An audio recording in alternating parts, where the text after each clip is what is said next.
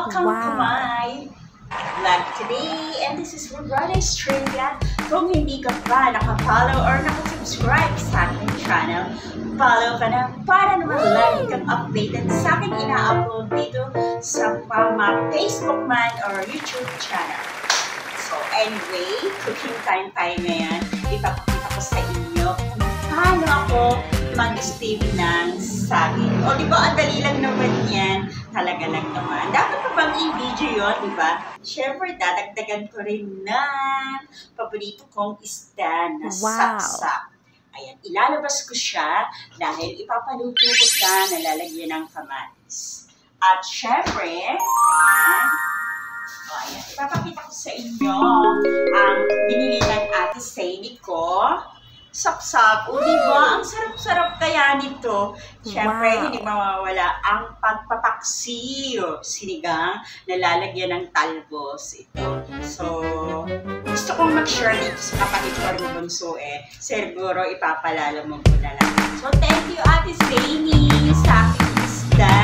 Siyempre, may ka-share din ako dito yung aking brother-in-law. So, kaya thank you sa aking kapatid. Again and again.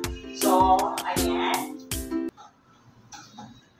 Bago ang lahat, ito ang saging. I-steam ko siya and gano'ng kasarap to. Talagang ang sarap-sarap. Siyempre, dalawa lang naman ang aking kakain. At siyempre, ay ipapakita ko sa inyo pagluto na. So, later, I'm going to show everyone ang aking kinakain. Talaga naman. Siyempre, i-hashtag ko rin to sa Dialysis Warrior para naman alam ninyo kung paano ko alagaan ang aking sarili.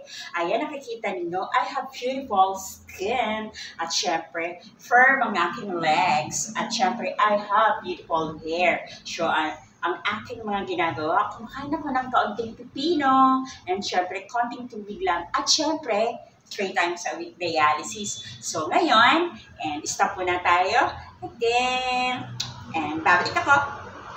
Very straight. So, nagbabalik ako ngayon. Ipapakita ko sa inyo ang saging na aking in-steam. So, mga dalawa lang. So, ngayon guys, kung hindi ka pa nakapollow sa akin, follow ka na para naman lagi kang updated sa akin. Ina-upload dito sa aking Facebook or YouTube. Thank you. God bless. Bye.